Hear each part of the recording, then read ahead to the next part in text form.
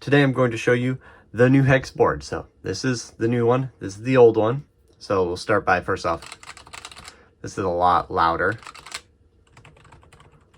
Has much nicer keys. We also have the option for a premium switch. This one has the premium switch installed, and I'll show you a little clip comparing the standard and premium switches.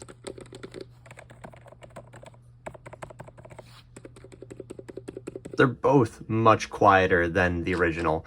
The premium switch it's a bit more clear, so you get brighter keys, as well as it has a deeper sound to it and a little bit quieter as well. Another thing on the new board is that we have a much brighter light. So currently this is set to low, and this one is set to dimmer, which is 2 settings lower than that. So let's say I max this out to the sun.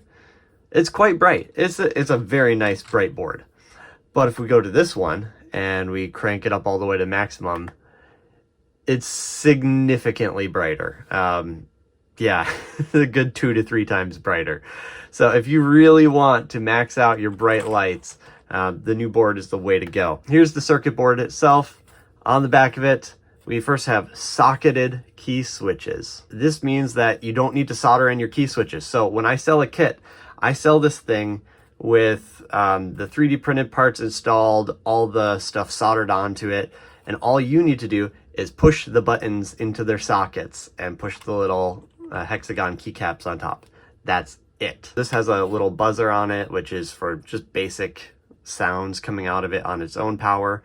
And if you want, you can play it out of the buzzer like normal, or it now has a headphone jack that you can play it out of as well. So you can, plug in and keep from bothering people while running a completely computer-free setup. Another thing I have on here is another 3.5mm jack, but this one is for MIDI output. So this is TRS MIDI type A. You can get yourself an adapter, hook it up to a full-size MIDI jack, or any other MIDI hardware that uses 3.5mm jack. Another thing I've done is I've improved the hackability of it. So right here on the side, we have the unused inputs and outputs from this chip, the RP2040. All the unused pins are broken out on the side. So you got 4 ADCs and a couple of standard IO pins available, as well as 3.3 volts and ground, ready to hook into and hack away at. So I'm excited about that. You also have row 15 and 16. So this has 14 rows on it, but I'm using a multiplexer that has 16 available. So if you want to use those additional rows to make your own, so you could add an additional 20 buttons to this if you really wanted to. You can hook into the little pads there that are available. Is that it? I think that's it. It's really not huge differences. It's just a bunch of small little refinements here and there that I've done to improve the overall package.